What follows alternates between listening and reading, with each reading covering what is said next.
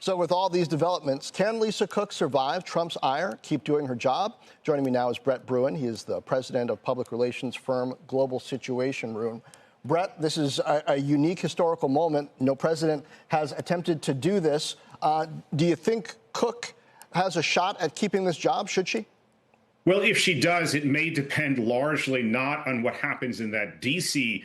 courtroom, but in fact in the court of public opinion, John. And that's where I think, it's interesting. It was mentioned that she has not been publicly responding to these allegations.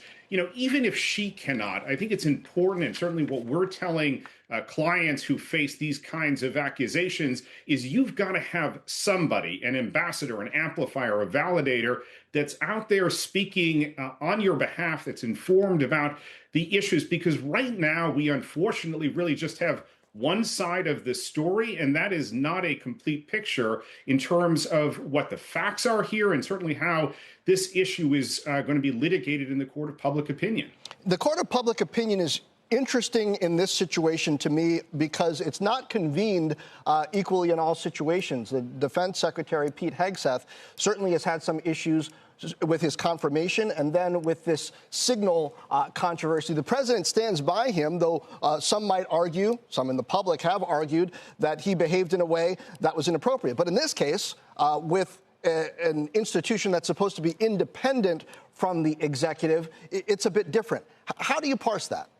Well, what's interesting here, John, is it does seem to come down to a few political figures. And what we saw, for instance, with Matt Gaetz is that there were certain senators that came out publicly and said, look, this is beyond the pale. Even if we support the president, we cannot have someone who has these kind of allegations out there. With Hegseth, it seemed like we might get there, and yet, with a number of key senators, it just didn't cross the line. And so I think, once again, with Lisa Cook, it comes down to a few key political figures. If we hear Republican senators, certainly those, on the Senate Finance Committee and others saying, hey, this may not be good for the economy, this may not be a precedent that we want to set. And John, I think that's an important one to keep in mind, especially as we head towards next November and the midterms. What is the kind of precedent that Republican members of Congress are going to want to be setting here?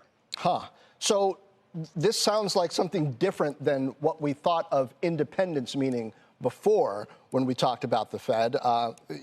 Public opinion and the president's unique ability to bring that to bear, no?